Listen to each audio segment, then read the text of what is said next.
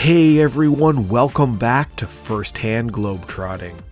I'm back with part 2 of my trip to Costa Rica, and I can't wait to show you more of what I've seen and done since I got here. Every time I hear someone talk about Costa Rica, they always have so many great things to say about all the natural beauty and the animals and the biodiversity and how much is packed into a relatively small country. So this is a place that's been high on my list to visit for a long time. Right now, I'm in La Fortuna, a town that's a few hours northwest of the capital San Jose. In my first 2 days here, I got a chance to walk around downtown La Fortuna, hike to an amazing local waterfall and go for a swim, see wildlife everywhere I looked, and eat some delicious local food. If you missed part 1, I'll put a link to it down below. Make sure to check it out. When I woke up on day 3 of my trip, the sun was shining, the weather was beautiful. It was looking like it was going to be another great day in La Fortuna. I said the same thing yesterday, but I love this open-air breakfast restaurant that they have at the hotel. Being able to look down at the rushing water of the stream while sitting at my table waiting for my food is such a peaceful way to start the morning. And just like yesterday, I loaded up with fresh fruit and juice with my meal. I'm back on the road early this morning, and like almost every other road I've been on in town, the volcano is always looking down at me. Today is all about nature, and I'm really hoping to see a lot of animals today. I saw so many yesterday, and I wasn't really even trying. Today, I have a guide showing me around. Danny from La Fortuna Explorers. I'll put his contact info below if you're interested. The place I'm heading to is Mystico Park, a nature preserve that's famous for its hanging bridges along the trails.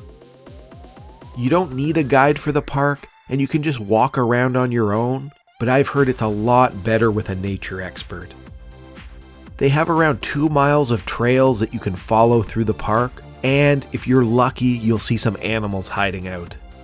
One thing to keep in mind is that this isn't going to be a really rugged hike. The trails are all artificial, so they're accessible for pretty much anybody. Especially at the start of the trail, it was much more information heavy as we walked away from the visitor center and the parking lot.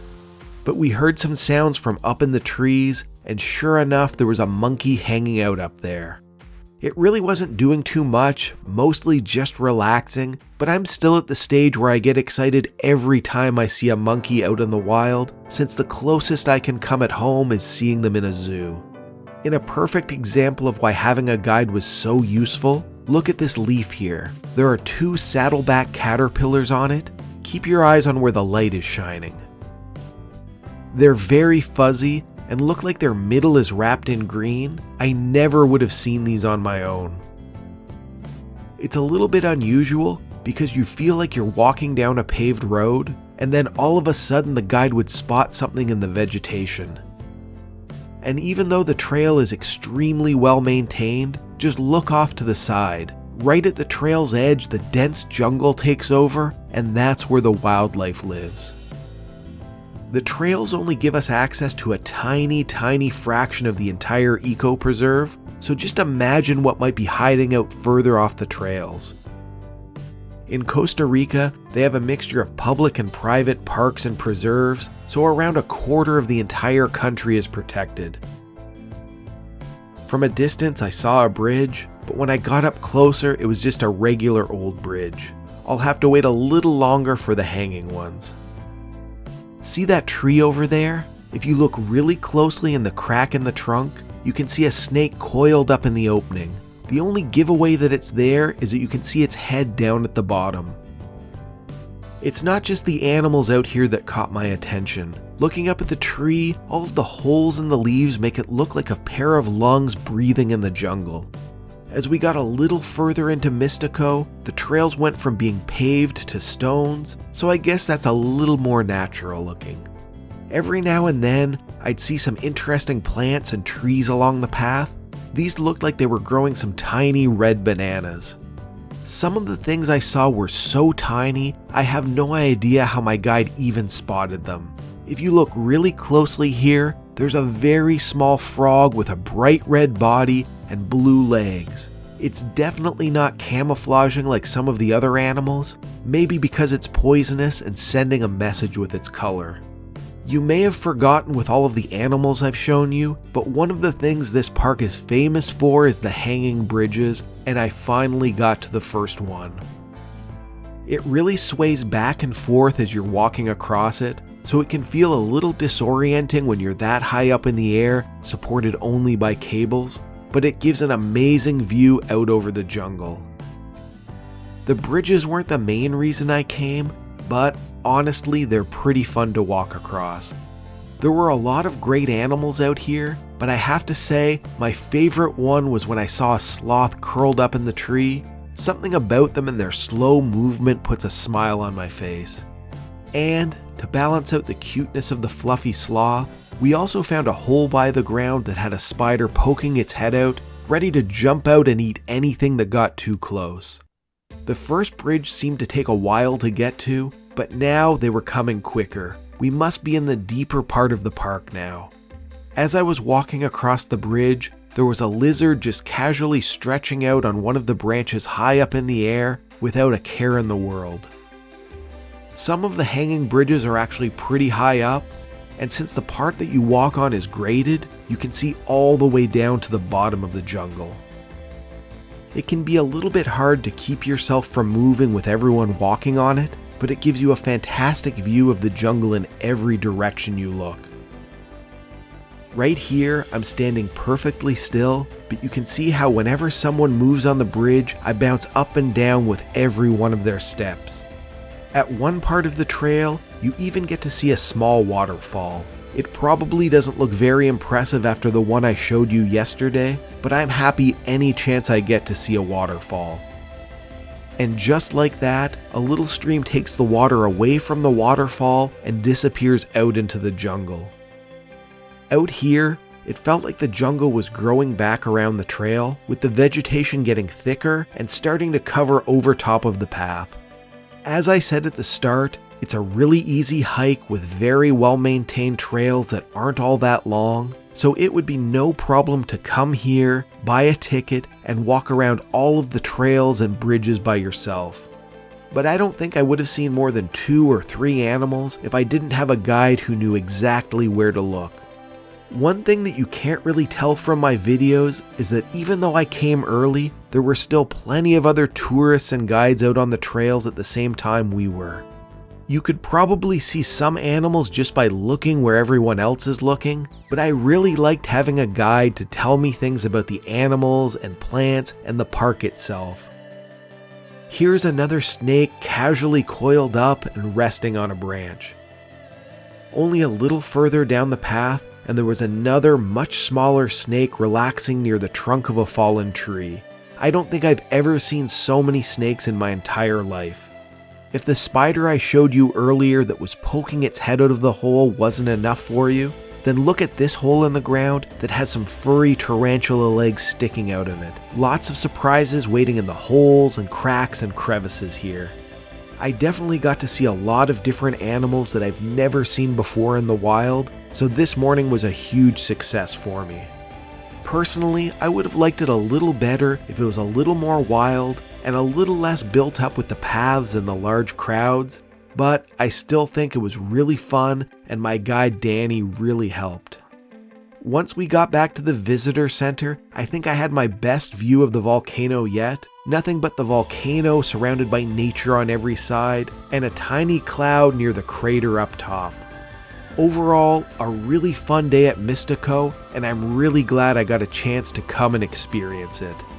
When I got back to La Fortuna, it was time for lunch, so I stopped by another soda and started with a soursop juice. This was a really interesting fruit. It tasted like a blend of different juices and was mostly sweet with a little sourness, but really good.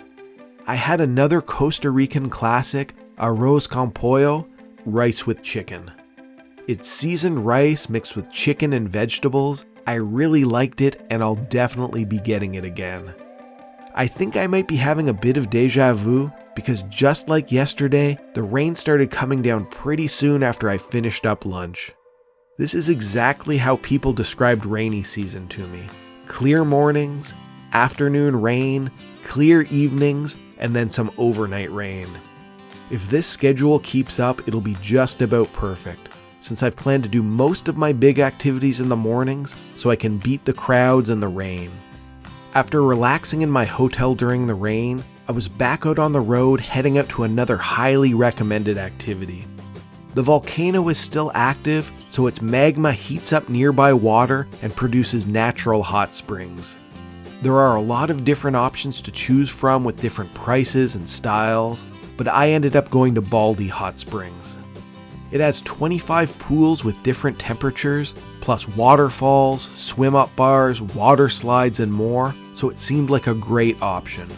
The hot springs stretch back from the main lobby, and they seem to come in all different shapes and sizes and designs.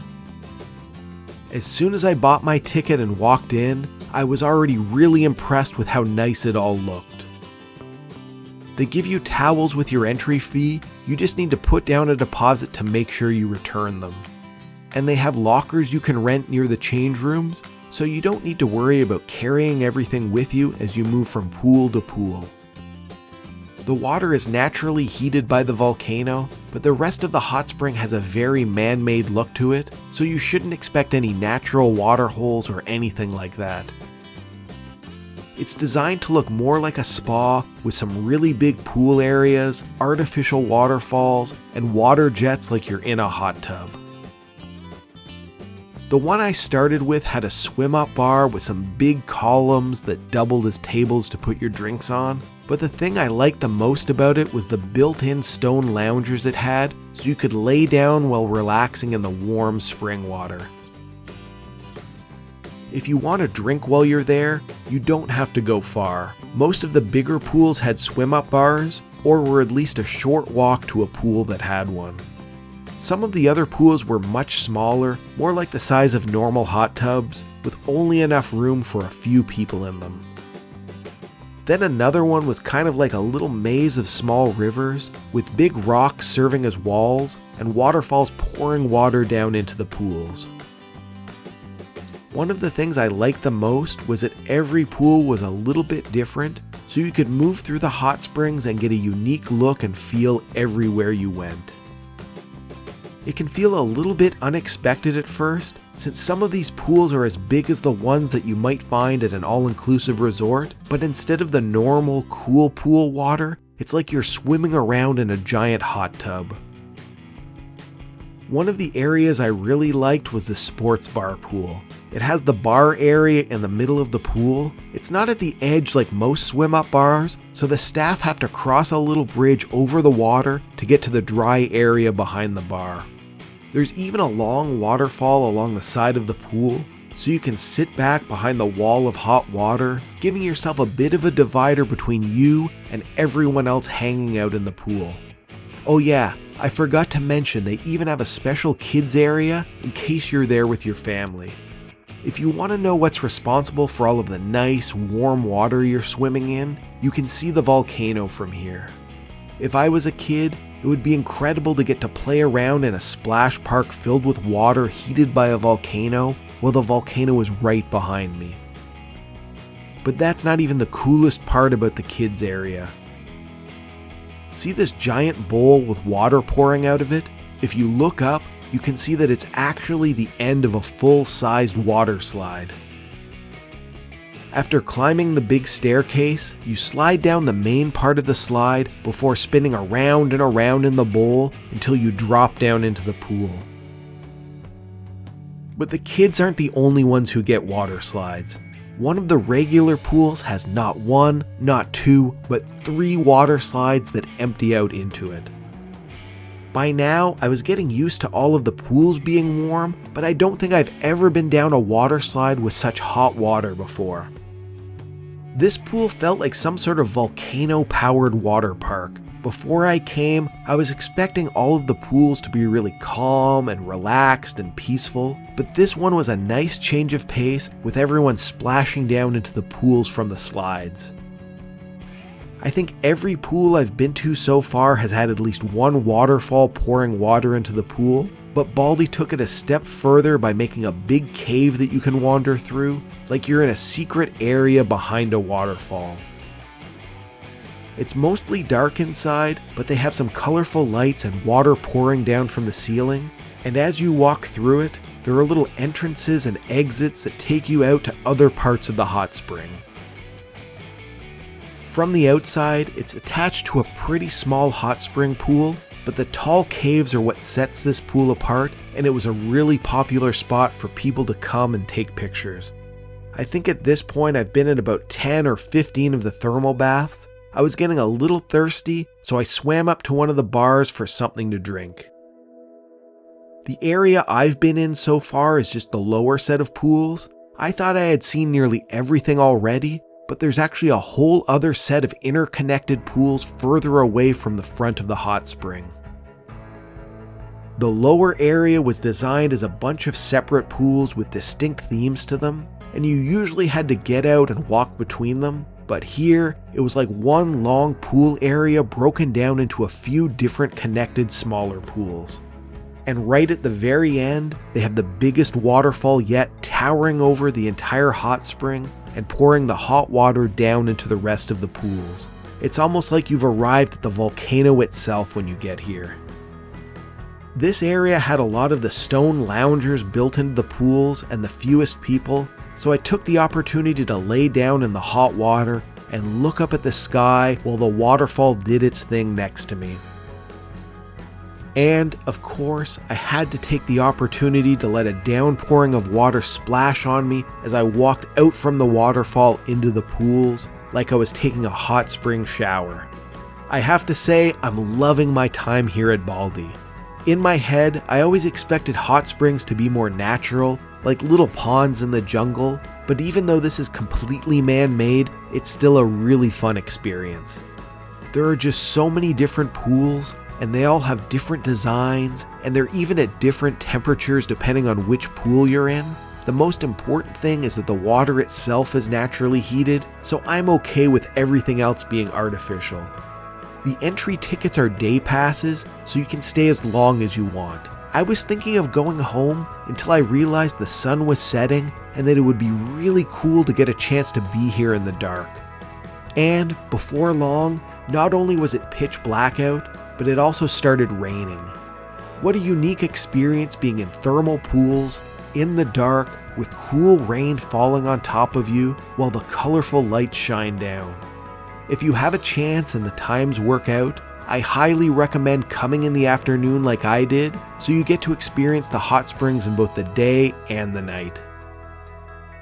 It's just not something that you can do in most cities. How many places in the world have active volcanoes and then a huge network of thermal baths that you can relax in after spending the morning hiking through nature looking for animals? A lot of the videos I was taking at night didn't even turn out very well since some of the pools were so dark, but those were some of the best ones since they were so secluded and relaxing.